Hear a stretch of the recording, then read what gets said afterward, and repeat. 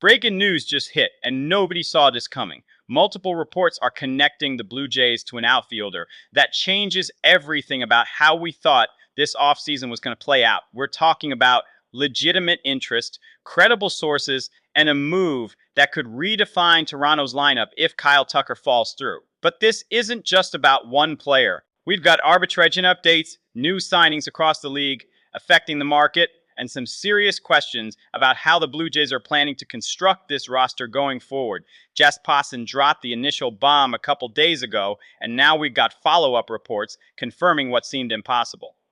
The Blue Jays are legitimately interested in Cody Bellinger. Yeah, the same Cody Bellinger who just spent time with the Yankees, the same guy who's been connected to the Mets and Dodgers, and the same player who could completely change Toronto's outfield picture. Passan's report specifically mentions that the Blue Jays want a left-handed complement to Vladimir Guerrero Jr., and Bellinger fits that profile perfectly. But here's the critical detail. This only happens if Toronto misses out on Kyle Tucker. Passan writes that the Jays view Bellinger as an acceptable fallback to Tucker, which tells you everything about the hierarchy of their targets right now. The Yankees were supposedly all in on bringing Bellinger back, but then Trent Grisham accepted his qualifying offer, which throws everything into chaos.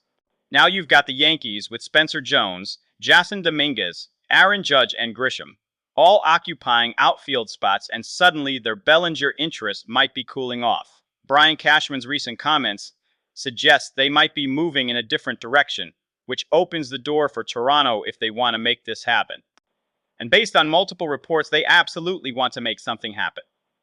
Let's talk about what Bellinger actually brings to the table, because this isn't just about adding another bat.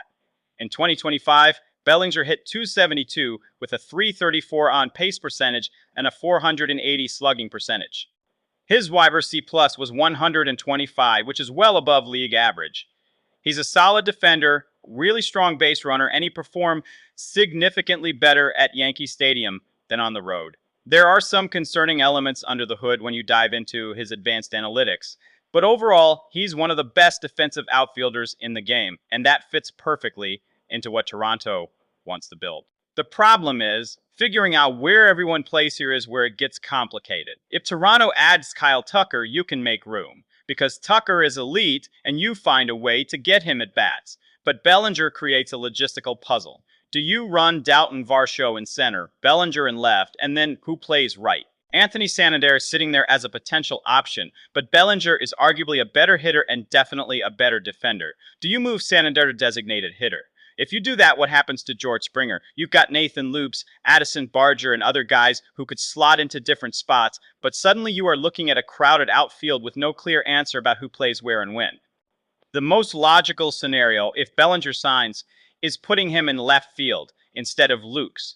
Bellinger is better offensively, better defensively, and he's a lefty, which is exactly what Toronto wants. That gives you an outfield of Bellinger, Varsho, and either Springer or Santander, depending on matchups. You could split designated hitter duties between Santander and Springer, running Santander against favorable matchups and keeping Springer fresh for situations where his experience matters. It's not perfect, but it works. And honestly, an outfield featuring Bellinger, Varsho, and Santander is elite, defensively and dangerous offensively.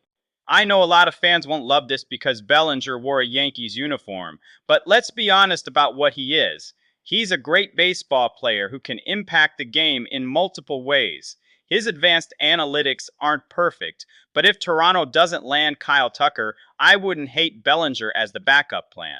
That said, Willie, Adams has to be the priority. There are probably other bats I'd rather see Toronto pursue first, but given how crowded the infield already is with potential lineups featuring Barger at third, Jimenez at short, and Adams at second, the outfield becomes the more logical place to upgrade. Ernie Clement could shift into a super utility role, playing multiple positions and giving guys rest throughout the season. He played some outfield in previous years, and that flexibility becomes valuable when you're trying to keep everyone involved. Mark Feinsand also confirmed the Bellinger interest in a separate report, noting that the Yankees remain interested even after Grisham accepted the qualifying offer, but that the Blue Jays have been connected and are very open to adding a left-handed complement. This isn't speculation anymore. Multiple credible reporters are saying the same thing, which means Toronto is genuinely exploring this option.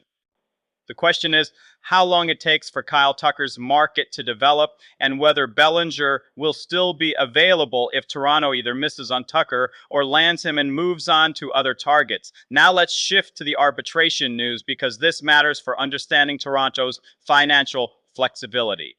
The Blue Jays tendered contracts to all 4 of their arbitration-eligible players. Dalton Varsho, Zach Pop, Ernie Clement, and Chad Green are all going through arbitration, which means raises across the board. Clement is getting a significant raise after proving himself as a valuable utility piece. Pop is getting a raise after a solid season. Varsho is getting a big raise, and Green is getting a raise as well. None of them were non-tendered, which tells you the front office views all 4 as integral pieces going forward.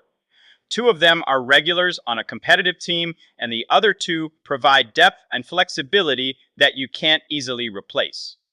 This is good news because it means Toronto isn't cutting corners to save money.